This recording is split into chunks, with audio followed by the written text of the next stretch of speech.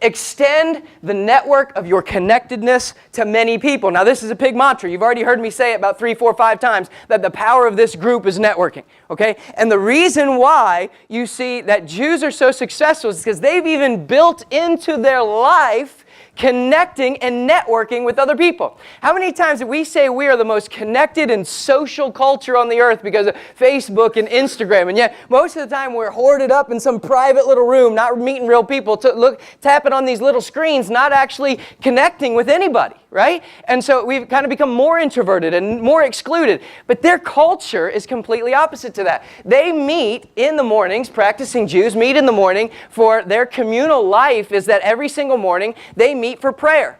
And in order to have that prayer, right, they have to have a quorum of 10 people. Okay, so they meet in the synagogue and there's a quorum. So every morning, it's not always going to be the same people meeting for prayer every single morning. So every morning, starting out the day, they're meeting with like-minded people, at least 10 of them, to have, first of all, something they have in common, which is prayer.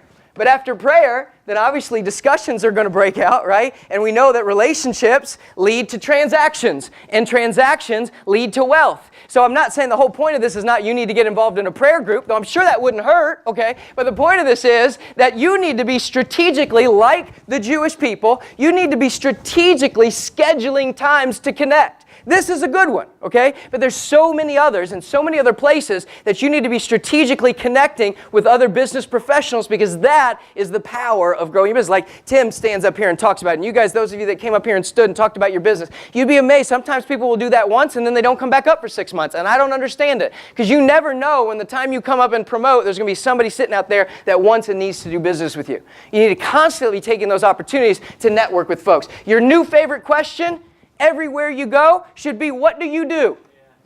What do you do? Of course, a lot of conversations lead to that anyway, but after you get their name, you say, what do you do? Because the law of reciprocity says when you ask them what they do, they're going to do what? Ask you what you do. And then, boom, showtime, baby, right? Now you've got, and J. Paul doesn't have a problem with this, now your 30 to 60 second commercial, your elevator speech, whatever you want to call it, you're out there with it. You know, listen, I work with motivated sellers. We buy houses from people that need to sell quickly and blah, blah, blah, blah. Whatever you think you got nailed down, you lay it out on them, and that is going to be the power of growing your business. They get this.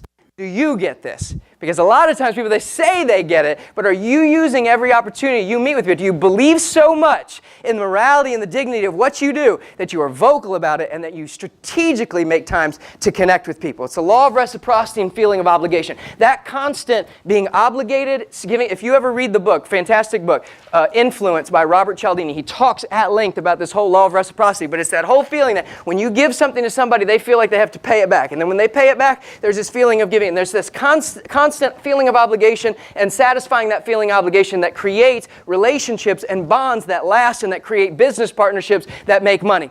I remember very early on when Tom Wire started here, many of you know Tom, he's done a lot of business with a lot of you guys, but when he first came here, he came up to me, he was desperate to do deals, he wanted to do a lot of business, he was excited about it. He said, what should I do? What technique, what keys, how am I going to find deals? I said, here's all the top wholesalers in the room, Tom. There's that guy, there's that guy, there's that guy, there's that guy. You need to take every single one of them out to lunch because they've all got people on their list. They've all got movers and shakers on their list. They've all got people with cash on their list. They've all got what we call ballers on their list. But if you're the one guy that takes them out to eat and pays for the meal, you're the one guy that they make a connection face to face with. If you're that guy, the next time they find the deal, you're going to be the first one they call. And apparently it's worked out pretty well for them so far, okay? So that's the power of the law of reciprocity, and that is commandment number 2. You got to focus on and be purposeful and intentional about extending your network of connectedness.